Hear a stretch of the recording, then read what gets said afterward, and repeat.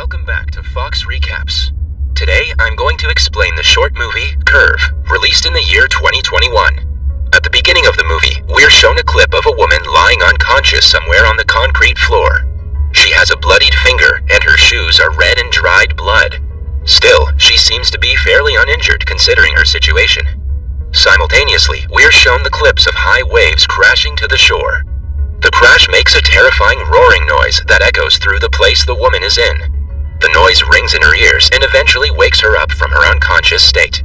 At first sight, she sees nothing but concrete. Confused, she moves for the first time and finds herself in the most horrible position she could possibly be in. The woman is on the edge of a curved structure at a great height. Below the structure is a dark end of nothingness. Death is ensured if she makes one wrong move and falls off the edge. In addition to that, the position she's in doesn't help her cause. Her left leg is folded under her body with no way to bring it out.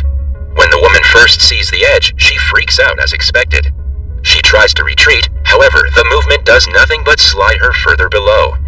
Fortunately for her, she doesn't fall off just yet, but it is pretty obvious that it's only a matter of time. The slide makes her left leg move upwards, hurting her greatly. In addition, her palms are scraped because of the rough and hard concrete. Her breath rises as she silently prays for her life, even though the chances of her survival are nil. Following that, we see a full view of the structure she's stuck in, and it seems to be a hydropower plant.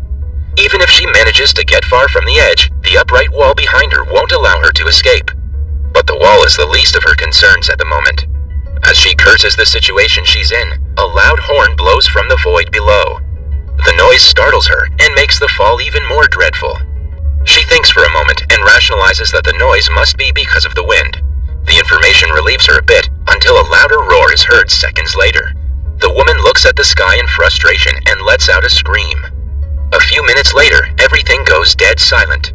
The only thing she hears is her rapid breathing and the thoughts in her head telling her to survive one way or the other. She knows that staying still will eventually kill her. She also understands that moving might kill her instantly. Still, she's willing to take the risk. After a few long breaths to calm herself down, she places her hands and right leg sturdily in the concrete and tries to turn herself around. The plan backfires when she slides further down and is now on the absolute edge of the curve. She holds herself down, trying to remain calm. A few seconds in, she finally understands that she has to give up on trying to straighten her leg. The only way for her to get away from the edge is to pull herself up in the exact position she's in. But the slide has made her 10 times weaker. Her palms are now bleeding profusely after being scraped. She holds her right hand up and separates two fingers stuck together with blood. Following that, she dries off the blood in her jacket so her palm wouldn't slide when she attempts to go up again. Even the process of drying is horribly painful, but she endures it bravely. After that, she blows on the wounds, longing for a little bit of relief. Her blows are weak because she's fearful of making the wrong movements that will push her down to her death. After contemplating the next move for a considerable amount of time, she finally puts her uninjured leg up. Her bloodied palms push the concrete curve down as she rises her body in a painful arc of motion. Fortunately for her, the plan works this time, and she makes some centimeters worth of progress. The woman sighs in relief and continues taking longer breaths to calm herself. Her palms are now almost numb because of the pain.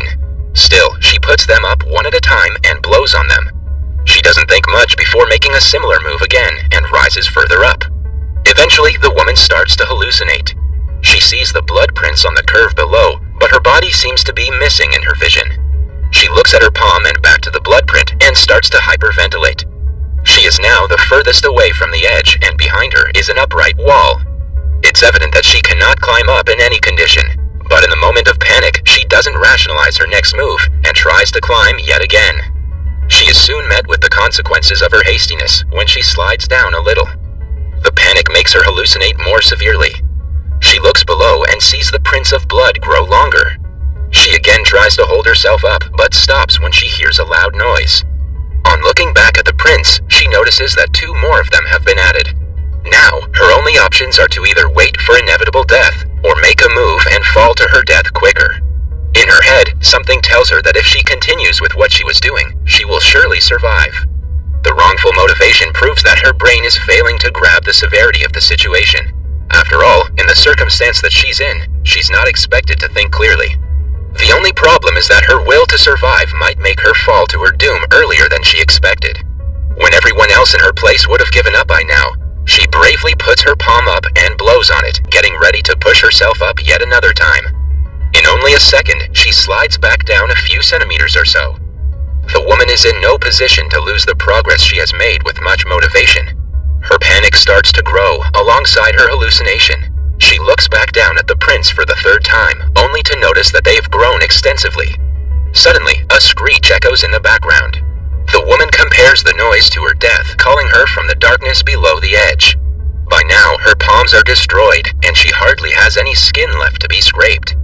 The sky roars at her agony and mocks her, but the woman doesn't seem to care. Soon, it starts to rain heavily, adding to her problems. She's unsure if the odds are working against her or helping her. The rain might end her pain by killing her sooner, or it might hurt her more by destroying her hope of survival. Either way, for the first few seconds, she enjoys the droplets hitting her face. Even if it is for a short moment, she feels at peace, almost as if the curve is her home and she has been living there since the beginning of time. But her satisfaction doesn't last long when the water lubricates the surface and slides her down. The woman closes her eyes and clenches her teeth, still filled with the fire of survival. She lets out a loud scream, but it doesn't compare to the thundering of the clouds. Then, she remembers she's wearing a chain necklace that might help her hold the curve for longer. She forcefully grabs it around her wrist and pulls it off her neck.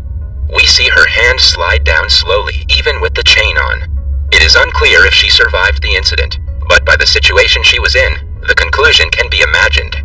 Unlike most horror films that rely on jump scares, this movie creates a terrifying atmosphere and makes you feel the horror and fear inside you with the character.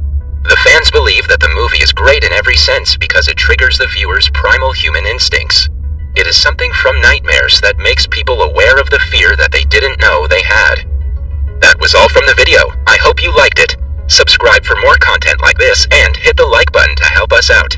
Also, leave a comment if you want us to recap your favorite movie. Until next time, take care.